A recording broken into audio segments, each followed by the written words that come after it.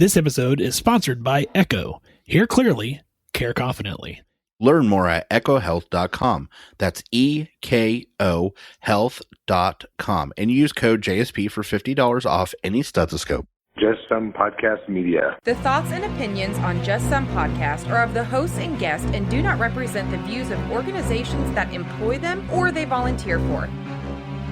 They are also not responsible for spontaneous black holes or nuclear wars that may occur. You have been warned.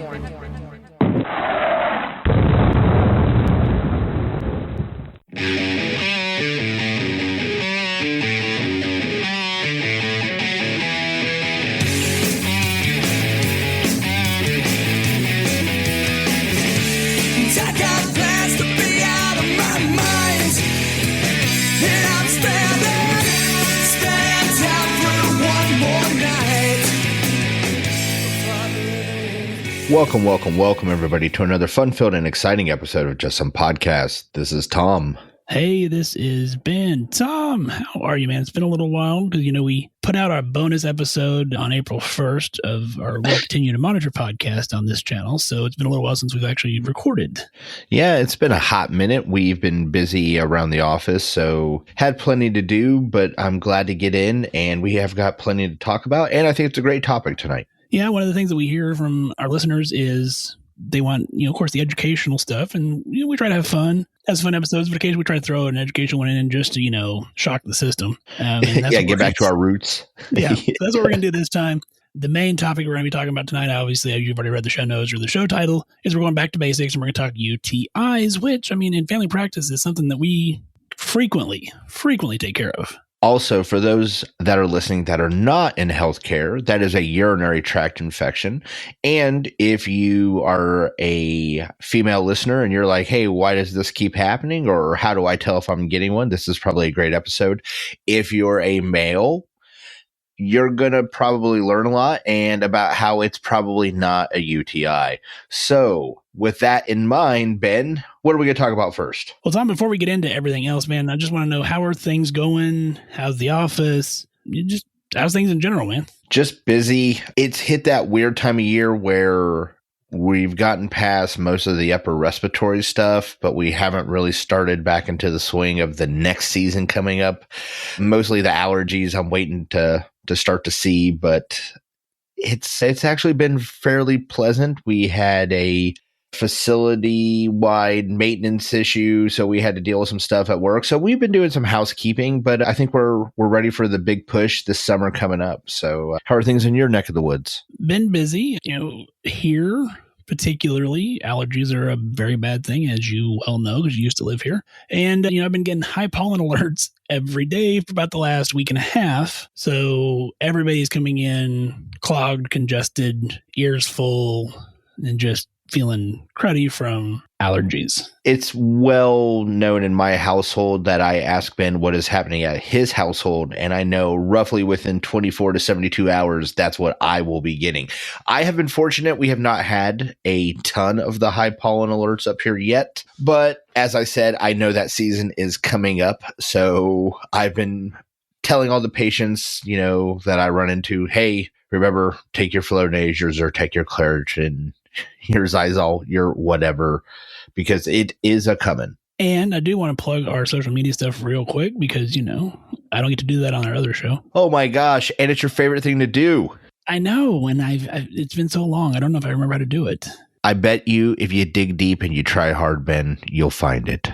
Let me find my inner chi. Okay. You can find us, Facebook, Instagram, Twitter, and YouTube, all at Just Some Podcast. Our website, www.justsomepodcast.com. Email jsp@justsomepodcast.com. Also, make sure if you're not following us on social media, you need to be, because, we got these new cartoon characters from Old Man Cy, Chris over there doing an amazing job. And because Tom had to shave for fit testing, we had to adjust his cartoon profile a little bit. We gave him a little baby face. So if you're not on our social media, you should be. There's all kinds of hilarious stuff going on over there, and we like to engage with you over there as well. But Tom, other than that, what else could they do to help the show out? Well, If they're so inclined, they could go to our website. They can scroll down to just about the bottom before they do any sort of shopping on any sort of website, because if they were going to, they would see an Amazon affiliate link. If they click on that first, then go to Amazon, then look at products and put them in their cart and purchase them, it helps out our show. You won't even know we were there. It doesn't cost you a thing, and we would really appreciate it. We do appreciate that kickback, definitely. Make sure you're also giving us ratings and reviews because, that drives us further up the Apple Podcast algorithm, make other people find us, and, tell your friends, tell your enemies, tell your frenemies, tell everybody about Just Some Podcast, and we'll continue to monitor and Just Some Podcast media in general, because Pollyanna does some amazing stuff over at The Varied Pleasures as well. Yeah, I listened to her latest show, Sex Not Porn, and it was a great episode. It was with a photographer, and if you want to hear some very interesting stories from a person who did not plan on being in that type of photo business, he's got some very good ones. But it is an adult-themed show, so keep that in mind if you're going to listen to it with anybody young, old, or weak-eared in the car. So just keep that in mind. It's our sex-positive podcast. I think it's the best. That's a great, sex-positive. Yeah, there you go. Well, Tom, I did, normally, as our listeners well know, I don't tell you about our story that you may have missed, because I like to get your reaction live. However, in this case, I felt, this is not one we can just go cold barrel at Tom with. I mean, we got to give him time to prepare and formulate thoughts. And so that's a heck of a way of putting that. Yeah. Many years of experience between Ben and Tom has taught Ben certain things should not be just handed to me, apparently, to talk about freely. So, yeah, he warned me. So as of the recording of this, which this will be coming out this weekend, last Friday, a federal judge in Texas in a federal district court banned the use and selling of Prestone, which is an abortion drug. Now, I say it's an abortion drug and that's the main reason that it's used. However, it does have other uses. It can be used for miscarriages, which is a legitimate medical issue. And it can also be used for other things like cancer treatment, things of that nature. The Texas judge put out this ruling on Friday. A few hours later, a judge in Washington state tried to upend that ruling and issued another ruling, which means that it's probably all going to end up in the Supreme Court. However, the few interesting things that I want to talk about and then get Tom's thoughts on. First off, the AMA put out a statement Friday. And I just want to read a part of this. This is from Dr. Jack Resnick, who is the president of the AMA, said today's court decision from a federal district court in Texas staying longstanding approval of mifepristone flies in the face of science and evidence and threatens to upend access to a safe and effective drug that has been used by millions of people for more than 20 years. The court's disregard for well-established scientific facts in favor of speculative allegations and ideologic assertions will cause harm to our patients and undermines the health of the nation. By rejecting medical facts, the court has intruded into the exam room and has intervened in decisions that belong to patients and physicians. The court's rebuff of scientific facts also undermines informed decisions, erodes trust in institutions, exacerbates social divides, places individuals and collective health at risk.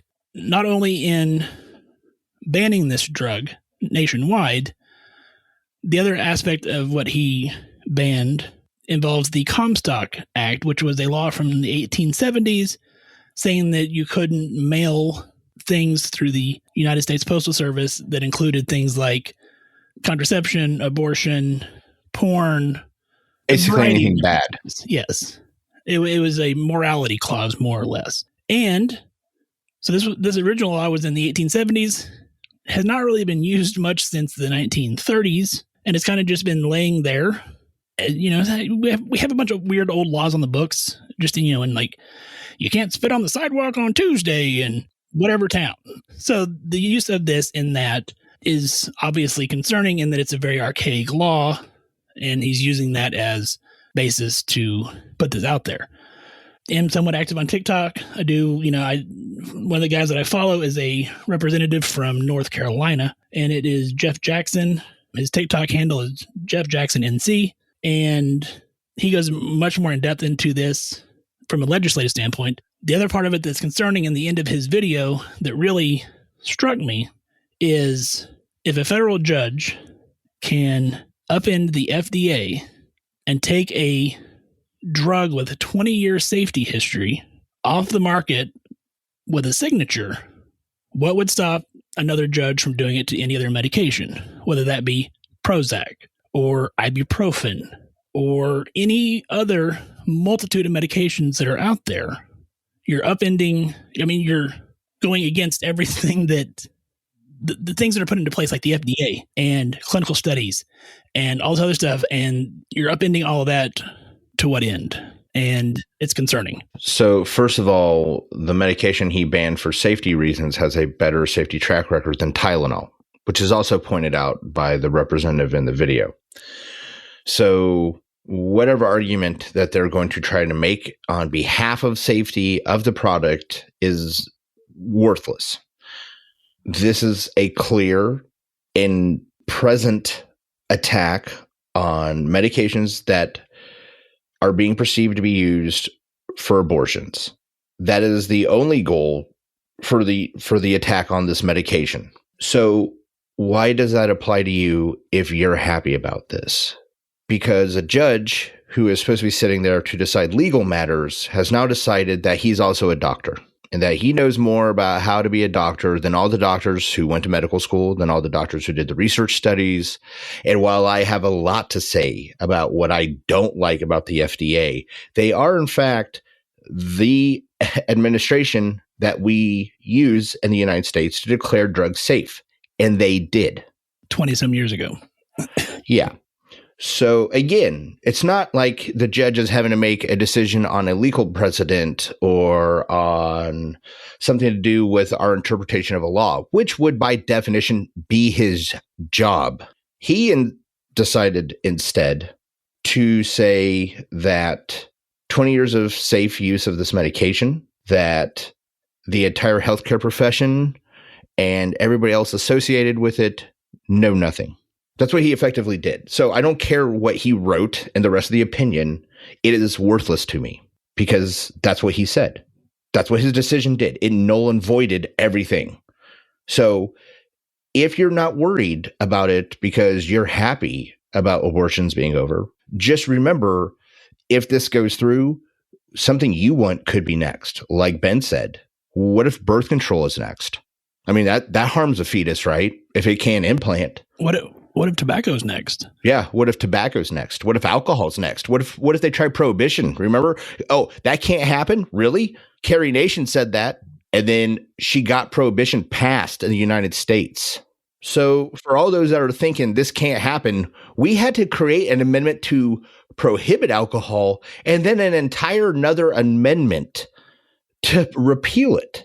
And if you're thinking, wow, geez, amendments just being handed out a dime a dozen, there are still amendments that have not been ratified yet today. Like Equal Rights Act, by the way. You'd think that's not been amended to the United States Constitution. So don't think it can't happen. It's already happened once. And all the things we said couldn't happen are happening again. And this truly is not an abortion issue. We don't get political on this show, and we're not pro-life, pro-choice, and anything along those lines. I don't care. It's the fact that a federal judge is taking it upon themselves to ignore science because that is his belief. His opinion is outweighing facts, and it should not be that way. And I want to be clear, is when I said my opening statement, that's why I said it, is because it's widely believed that's why this judge was chosen, and that's why this line of legal questions or legal precedents are being set. Okay. So I don't care whether you are pro or against it. That's your opinion. I have mine. Ben has his. I don't care. And I'm with Ben 100% on that. This is the United States of America, where we used to believe in, having your own right to a freedom of speech, where clearly that's gone out the window nowadays. But the point of all this is what Ben is getting to at the bottom line, which is a person who is not a doctor is now making decisions that are directly affecting how doctors, nurse practitioners, physicians assistants, nurses, everybody is going to start doing their job. And now people that aren't doctors are going to start having that power. And if we do not say something or start enacting some legislation to stop this, it is going to get out of hand very quickly.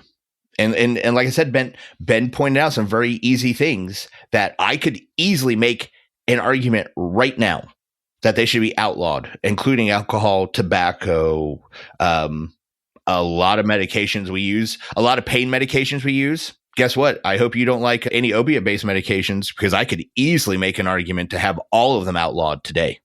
Okay, so look at SSRIs in general. Yeah, SSRIs, SNRIs. Yeah, SSRIs have a black box warning from the FDA because they can increase the risk for suicidal ideation in teenage patients. There could be a judge somewhere who could say, based on that and that alone, the risk of using this medication for anybody is worse than the potential benefits outlawed. Correct. Oh, all those brand new weight loss drugs, GLPs? Well, they might increase your chance at medullary thyroid cancer, and that's just not a risk we're willing to take. So no more Mounjaro, no more Ozempic, no more Wegovy, no more any of them. So yeah, it might sound like we're being over the top, but really we're not. And if you think we're being over the top, then maybe you should re-examine, your thoughts on this. But on that note, let's take a break here. Let Tom and his blood pressure get back down to normal, and then we'll jump into UTIs.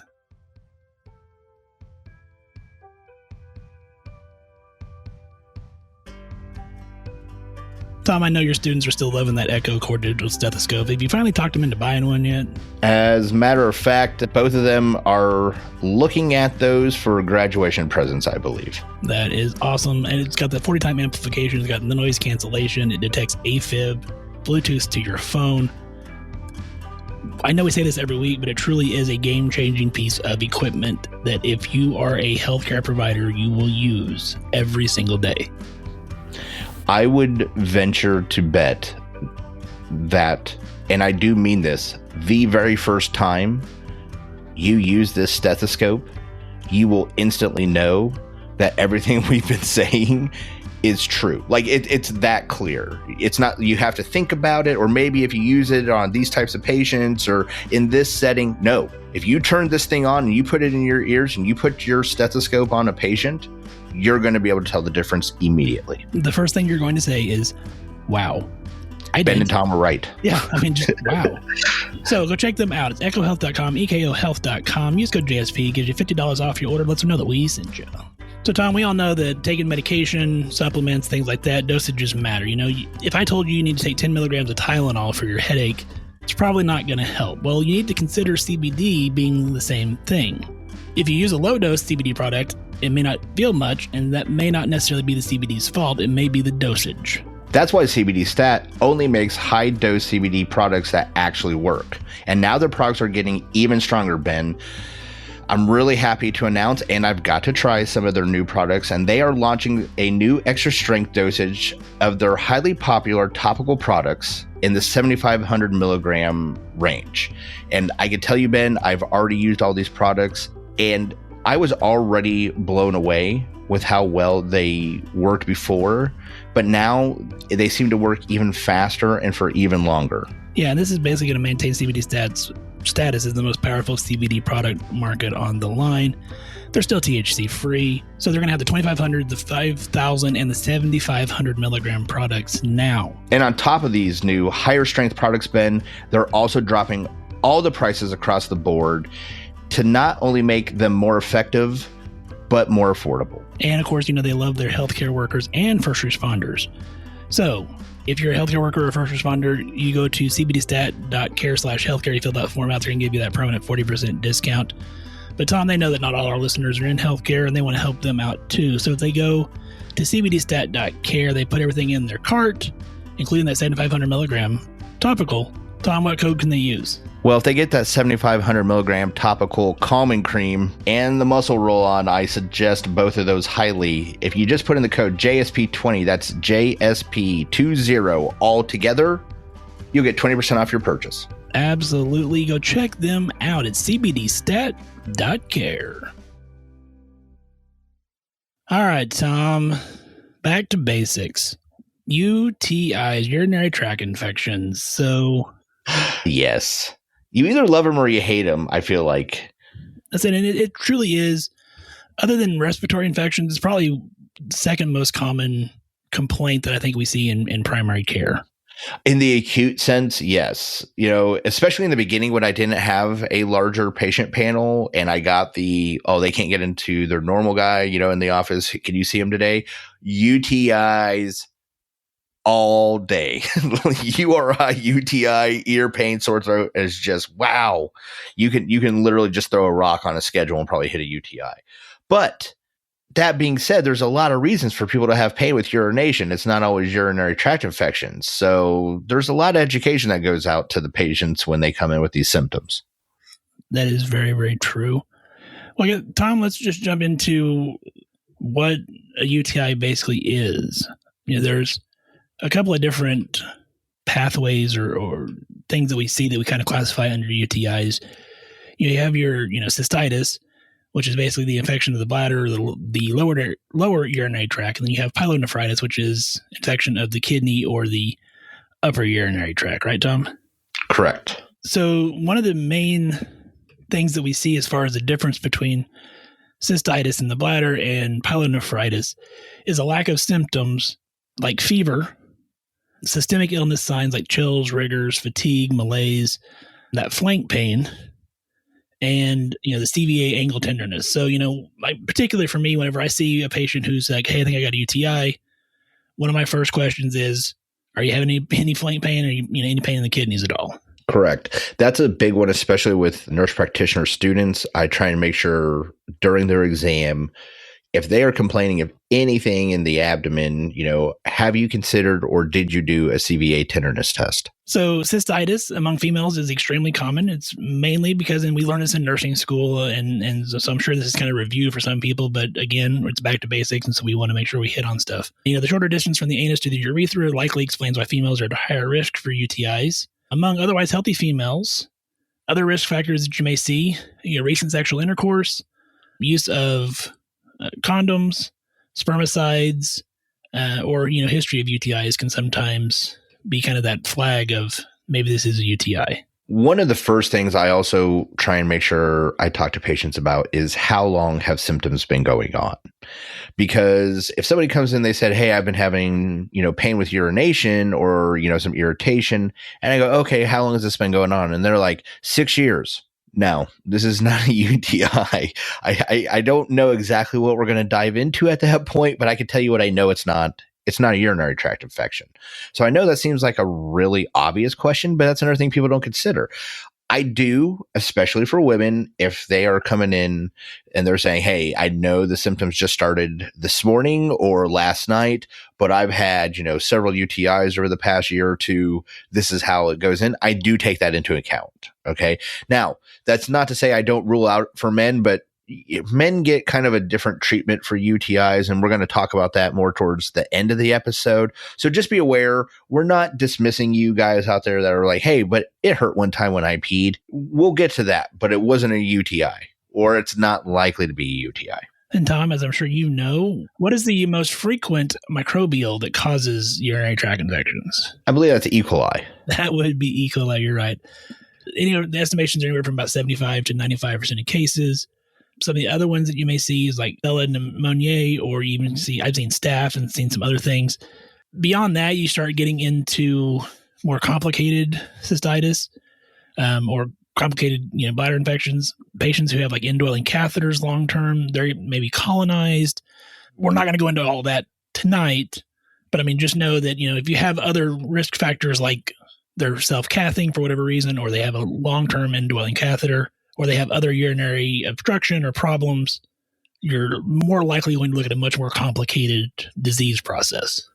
Not only that, that is really something that you are probably going to be involved with a specialist, and you're probably going to want to call their office about care or uptake on that point if you have a permanent indwelling, Foley catheter or something like that. That's not to say your family practice or primary care provider can't do it. It's just, honestly, I would tell you, in my experience, if you're at that level of care, you're usually already at a specialist. So I would just say that's where you would want to talk to. I don't disagree. And I think once you get the specialist involved, sometimes it may even just be that consultation of, hey, Joe's got another UTI. I've even had urology call me and say, hey, we're not going to treat this one because I suspect, they're colonized with this one. If you see another bacteria pop up on a UA, then maybe we need to treat that one. But this one, we're just going to, not address it. But again, different rules. So let's just say that's a whole subspecialty category, self-cathing or indwelling catheters or in hospital. Again, those are very different situations. And shout out to our urology NPs like Hillary. Hey, what's up? Yeah. CUNPs. So. Well, Tom, so we kind of go over some of the backstory and stuff. So if you have someone coming into your office, a female, what are some of the signs and symptoms that you may be seeing or make you suspicious of a UTI? So obviously, number one, pain with urination, lower abdominal pain, and with women, well, I shouldn't say with women, but it tends to be nausea. I get a lot of lower back pain as well. So I'd say lower abdominal, lower back pain, nausea, and pain with urination tend to be the most common. Yeah, the other one I see added into that is like the urgency, like, oh my God, I feel like I got to go and I can't go much, or tons of frequency as well. Yeah, I didn't think about that, but you're correct. Increased frequency is one of the big symptoms. But again, I also have a lot of people that we have other issues to deal with outside of this that we're going to cover in what may be causing their problem. And so sometimes frequency, or I don't feel like I, completed my urination. I didn't think about it for UTI because I consider it for so many things. So that's my problem. I'm sorry. No, I think it's in the totality of it. I mean, if they just come in with, hey, I have urgency, okay, well, that may be something else, or I have frequency, it could be diabetes, polyuria. But in the totality of things, okay, hey, you know what, it's burning, I'm seeing blood in my urine or whatever, that along with frequency is kind of where, yeah, in and of itself is not a symptom, but in the totality of it. But honestly, one of the things that make UTIs very easy in my office is we have the ability to run a dip right then and there in the office. So Once somebody comes in with any of these symptoms, honestly, most of our staff automatically, they've already got a urine and the specimen has already been run before I have even got to the room. So shout out to all the people that make our jobs possible. Thank you. Now, the only downside to, and this is for student practitioners or, brand new nurse practitioners or PAs, if your patient is taking Peridium, your dip is going to be useless because, and this is a little, one of those little nuggets of information that you need to keep in the back of your head. Peridium, as most people know, changes your pee like Kool-Aid orange. Well, the dipstick works by detecting color change on the different things on the dip. Orange is going to skew most everything very oddly. So yeah, and I always tell patients if I'm prescribing Peridium, if they're taking Azo over the counter, just a heads up, because I don't want the phone call the next day going, what did you give me? Because like I got up in the middle of the night to pee and like it's neon. Yeah. Like neon orange, like that's a normal side effect of the medication. Yeah, I do warn everybody because actually it says that on the medication somewhere. It says will stain clothing. So I do try and warn people is like, hey, if you have never taken this, when you urinate, it is going to be highlighter orange. You should be aware of that. So that is a big education point to all your patients when you start them on this. But I think everyone goes, well, they have a UTI. We'll just automatically give them Pyridium. No, you should actually talk to your patient because, like I said, sometimes pain is the most common, but it's not always the only. Sometimes it's nausea. Sometimes it's lower abdominal pain. Sometimes it's lower back pain. I've, heard a bunch of weird stuff. Honestly, if it's an elderly female or male, altered mental status, you might need to be like, they might not be complaining of any pain. You might still need to get a urine. So there's lots of reasons we get the urine.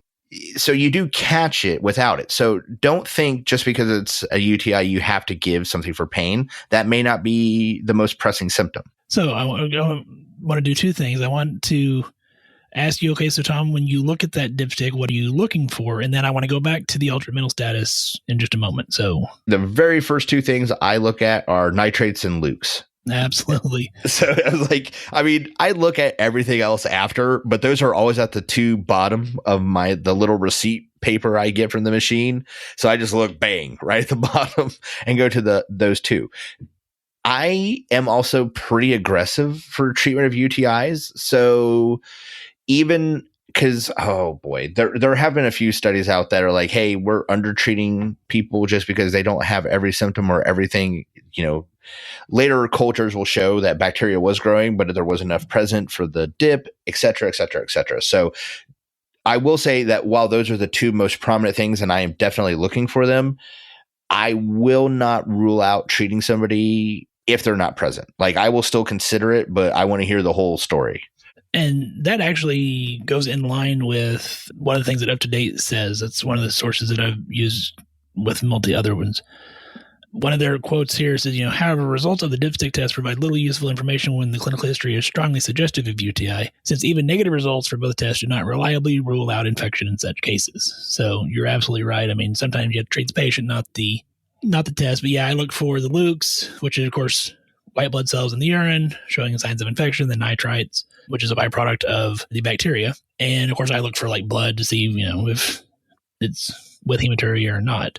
Now, to circle back around to the ultramental status, I'm glad you brought that up, and I wanted to bring that up under clinical, signs and symptoms and stuff. But in my research, it's different than what I've always been taught, and so I was kind of taken back by that a little bit. So I'm in, rural Kansas, as everybody well knows, and one of the rural docs that I used to work with, one of his famous quotes was, "If an old lady's crazy, check her pee." Meaning, if there's by the way, not a quote from Just Some Podcast. Yeah, let's clarify that. Not me. But it was basically, if you have a mental status change, an acute change in mental status, confusion, things of that nature, particularly in the elderly female population, one of the first things that you should do is check their urine for a UTI, because they may not have the pain, they may not notice the frequency and the urgency because they may be incontinent, and so they may not have some of those other symptoms, but it does seem to happen more frequently that they have mental status change.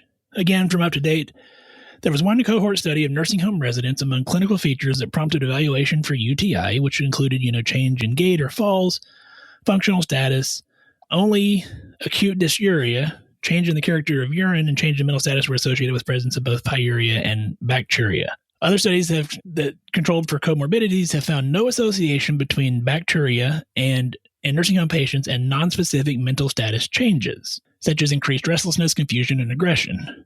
Among those with bacteria, there also appears to be no association between these nonspecific mental status changes and urinary markers of inflammation. Again, it sounds like it's a very small study, but it is included on Up to Date.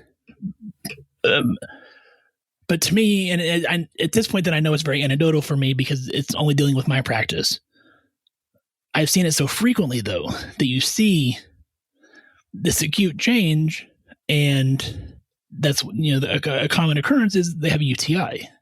So we were wrapped up about ultramental status, and I said, so, based on a couple of studies, that's not the case. And so at this point, it's anecdotal in my own practice, but that to me is just so strange because I've seen it so many times where you have an elderly female come in with confusion and it is a UTI. Now, that's not to say that that's always the case. I mean, hell, they could be having a stroke or a multitude of other things, but it is a common occurrence, I think, more in elderly populations, although apparently some of the studies don't back that up. Well, like you said, it's widely known, I believe, in just about any hospital in the United States. If you have an elderly person, especially a female, and they suddenly are acting very strange, you're getting a urine sample. I mean, it's up there with that are saying chest pain or shortness of breath, getting an EKG. I mean, it's a standard thing to do, and I'm glad. Yeah, and I'm glad. Now, as been pointed out, we also don't get lax and start saying, well, clearly it's a UTI, so I don't need to worry about the fact that half of her face is drooping. Like, no, we still do our full workup, but when it walks like a duck and it quacks like a duck, we usually try and make sure it's a duck before we go forward. So when something is that common, and I would tell you, again, ask any nurse or nurse practitioner in America, they'll probably tell you a UTI is one of the first things we're going to look for. Well, Tom, so I know we talked a little bit pre-show, and I do this not according to standards, and you do, and so I want you to talk more about it. Obtaining cultures on urine. Yeah, I did mine accidentally correctly. So let's make sure we're clear about that. No, I just never saw a need.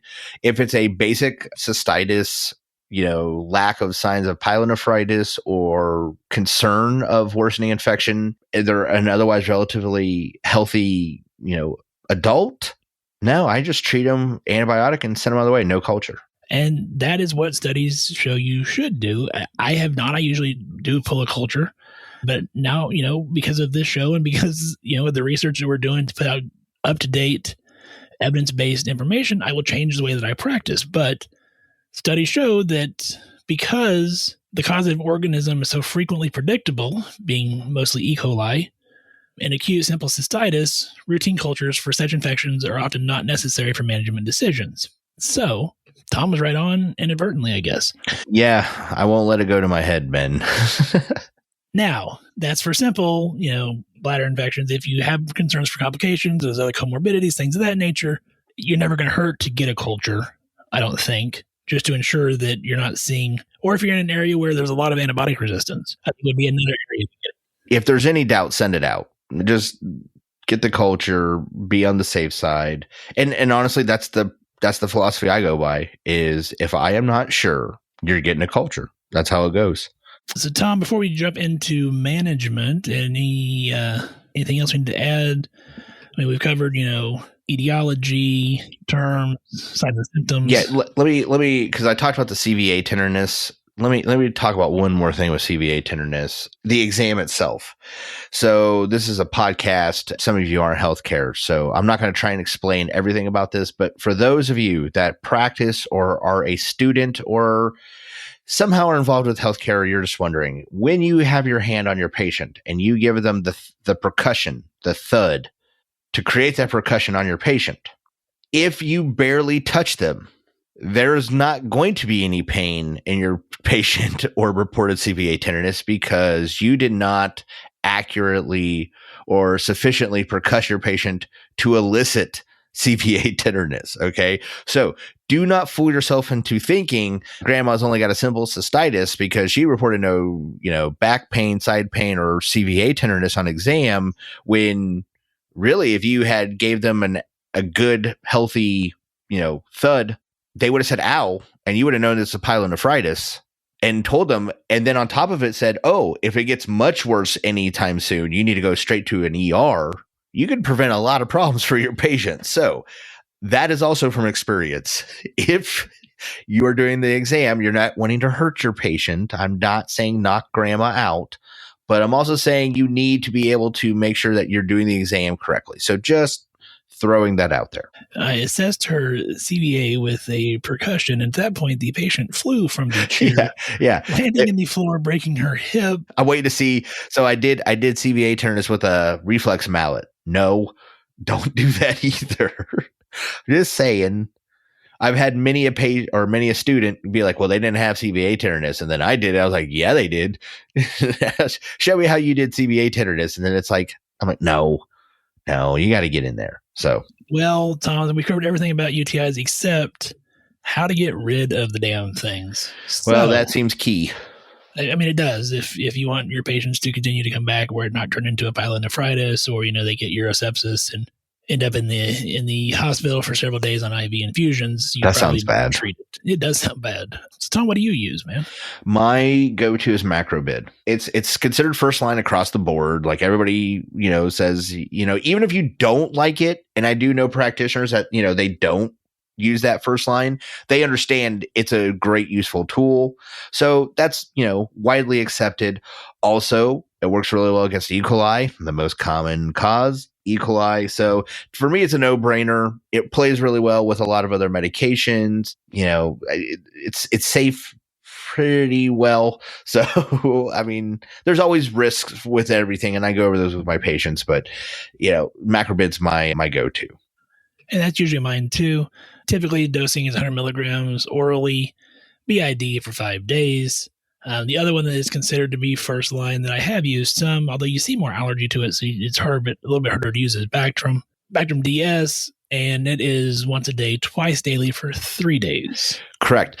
Also, if you are using the correct dosaging guidelines, be prepared for your patient to fight with you. So apparently everybody knows more about medicine than us nowadays. And more than once, I have had a patient say, well, I only take Bactrim because that's what I take for all my other ones and it worked. And I'm like, you know what? It's still safe in first line. So of course I'll give him Bactrim. But then when they get to the pharmacy and it's only for 3 days, but their other doctors always give it to them for a week. And that's how they've taken it every time before. So that's what they want now. And you say no, you're going to have an argument. So just be prepared and know what you're talking about because they're going to ask questions.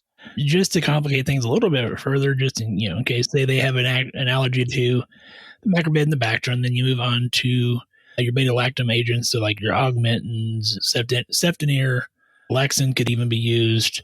You see cephalexins for my patients that come for follow-up from an ER. Cephalexin is used frequently. And I use it more for kids. I mean, no, we're not really covering kids in this episode, but I do use it just because it's easier to dose because it's liquid forms. Yeah, I like augmentin or cephalexin for pediatric patients. And yeah, it's never something you want to use, but that's a whole nother, I guess, show someday, perhaps a pediatric UTI. And then, of course, if you want to pull out the big guns and they have allergies, Cipro.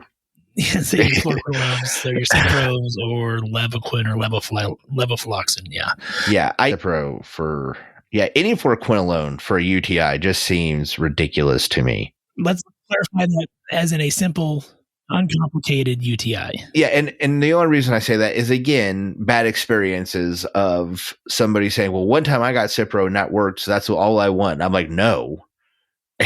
And, fight ensues. Now, again, as Ben said, there is appropriate times and means and measures for us to use Cipro. And I have no problem with all that. I'm just saying that is not something I would want, someone to use as first line treatment for a UTI, unless there's a specific cause. But I think sometimes fluoroquinolones are just so easy to use because they kill everything. So people are just like, oh, I'll just give a Cipro because I can. And I'm like, please don't. Please stop doing that. So especially when you're elderly patients, please stop giving a bazooka to a knife fight. Yeah, exactly. Well, yeah, it's going to kill them. Yeah, or it's going to kill the bacteria. But boy, you're going to cause some damage. So please stop doing that. And of course, with any antibiotic usage, of course, antibiotic stewardship, make sure you're using it appropriately, dosing it appropriately. And then, of course, you have to be cautious and mindful for things like C. diff to occur. So make sure you're monitoring your patients for that, or at least, informing them that that's a potential possibility. Or if they call you in a couple of days and go, that they're having this massive foul-smelling diarrhea, that, maybe you need to be considerate of that. I do frequently talk to my patients, especially elderly, but all patients, about probiotic use at some point. Not for every patient, but I'm just saying, especially someone that, like if it's a UTI, we've already treated 1 or 2 this year, hey, maybe you need to be on a probiotic, or are you eating yogurt? Like what types of things are you doing to protect your gut health? So that is something, if you have a question, to bring it with your provider, or if you are the provider, maybe keep something like that in your head. So if your patient asks some questions about it, you have an answer. And as we're wrapping up, Tom, let's jump into males real quick. I know you wanted to hit on that. Kind of a little different as far as some of the approach. Symptoms may be the same. You may still see the dysuria, the urinary frequency, urgency, things of that nature. Of course, you're still going to want to dip the urine to look for leukocytes, nitrites, blood, things of that nature. However, the recommendation for males is to get the culture to confirm the diagnosis of a UTI in males. And Tom, why would that be? Well, because it's not likely to be a UTI. So facts are, if you're a guy, it is not probably a UTI. All right. That's just how it is. What are some of the differential things that we would be considering in a... Well, yeah, I'm going to get to that. I'm just saying, I have a lot of guys all the time. They're like, well, it hurts my pee. My girlfriend said I have a UTI. I'm like, no, you don't. That's the first thing. Now, I do get a urine sample. The number one thing that tends to be, at least I have noticed in my practice with my males, is dehydration. They're not drinking enough water, especially in the summertime is when it's really bad, and the fall. But by and large, they're just, they're drinking 12 Mountain Dews a day, but they don't drink any water. It started to get a little irritation when they peed, and it was dark urine, and they looked it up on Google, and that said they had bladder cancer. So they came right in, and I'm like, no, you don't have bladder cancer or UTI. You have some mild dehydration because your specific gravity is through the roof. You need to drink some more water. Now, having said that, the dark colored urine is one of the things, especially in men, you need to be keying on. Is if it's dark, you need to be, seeing what's going on there. Also, you need to be looking, is there blood in their urine, and are they reporting pain? Okay. Now, painful hematuria in a male, I'm still going to be real suspicious, but I want to know some more of what's going on. But I'll tell you right now, you hear the words painless hematuria in a male, that is a flag that always goes to urology. I don't care what's going on. Urology can call you, tell you you're dumb, but you get painless hematuria in a man, that dude is going to a urologist as fast as I can push him out the door. Absolutely, because if you're painless hematuria, you're looking at more often than not a cancer in the bladder, a mass in the bladder that is bleeding, but it's not causing any pain.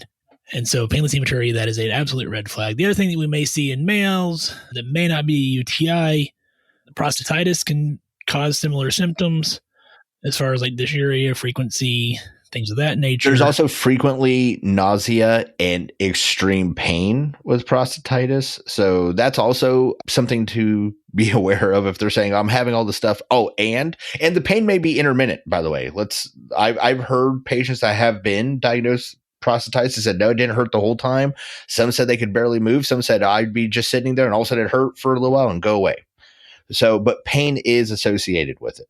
And I've seen that more in like truck drivers. Yeah, frequently they're sitting still for long periods of time. Yeah. And the vibration of, yeah. And then, of course, Tom, so not beating around the bush any longer, what's the other main thing that could potentially cause urinary type symptoms in a man? Ben, that would be the old STD or STI or the clap or the VD or whatever else you want to call it. Say it ain't so, but yes, it is. Especially if you are a younger guy. And we talked about all that Mountain Dew and you're not drinking enough water and you're like, oh, that's what it is. So you drink some more water, but guess what? It still burns when you pee. It's time to go see a health official. You need to get tested for gonorrhea and chlamydia. Well, you need to get tested for a lot of stuff, but gonorrhea and chlamydia need to be on that list. They are the most common, yes. You may see some penile discharge, you may not. You can see men that are sometimes asymptomatic and have no symptoms. But if they are a sexually active male presenting with urinary symptoms, STIs definitely needs to be on your list of potential differential diagnosis. Yeah, and I got to be real honest, especially if it's a younger male, I would definitely say if you said, Tom, do you think it's a UTI or STD? STD. Like, just there you go. Like, and again, that's not a judgment of the person. That's basing this off statistics, which is, it is not likely that he has a UTI. It is very likely, based on those symptoms, he has an STD. So that's not a judgment call. That I don't care how he got them, who gave them to him. Well, I care about that as in they need treated now too. But I don't mean them as a person. I just mean they need to know this information. And we as a society, if we don't address it like that, it's going to continue to be the problem that it is. So we got to stop acting like it's not a big deal. We're adults. He had sex. He got an STD. We got to treat it. End of story. Yeah, absolutely. And, like we talked about with females, the close proximity between the urethra and the rectum. Of course, with males, you don't have that short of a pathway between the two, and that's why, of course, the likelihood of it being UTI is lower than it being an STI. So, wrapping up our Back to Basics episode. Hope you find it enjoyable and you got some clinical pearls out of it. If you're a student, hope you were diligently taking notes, or at least just listening to it and filing that away for when you do clinicals. So, Tom, anything you want to add as we're wrapping the show up, man? No, just make sure you treat your patient. And if you think that patient is sick and needs treated for a UTI, regardless of what that slip of paper says, treat them for a UTI. Pretty simple, but, just sometimes, like we said earlier, treat the patient, not the lab results. But, of course, then you balance that with antibody stewardship and making sure that we're, not, don't just give macrobid to every single person that walks in the door. Yeah. Either. So. Yeah. Don't do that either. That's also bad. Because then, what's going to happen is in 20 years, we're going to build a superbug of E. coli that is resistant to macrobid. And we're really going to have a problem. Yeah. So anyway, on that note, tune in next time and, wash your hands, take care of yourself and each other. Hey, everybody, stay safe out there. Practice swearing just to pass the time. Lately I see why I am alone. I caught some road rage and I thought of you. And all the many times you say I should have known. Took a class so I could find my G. Found mediocrity's the best that I could do. Meant to shower but I slept all day. It takes everything to live the life I choose. Oh, what do you say? I screw up everything again. Oh, what did you prove except there's only more for me to lose? Failure's not the same without you.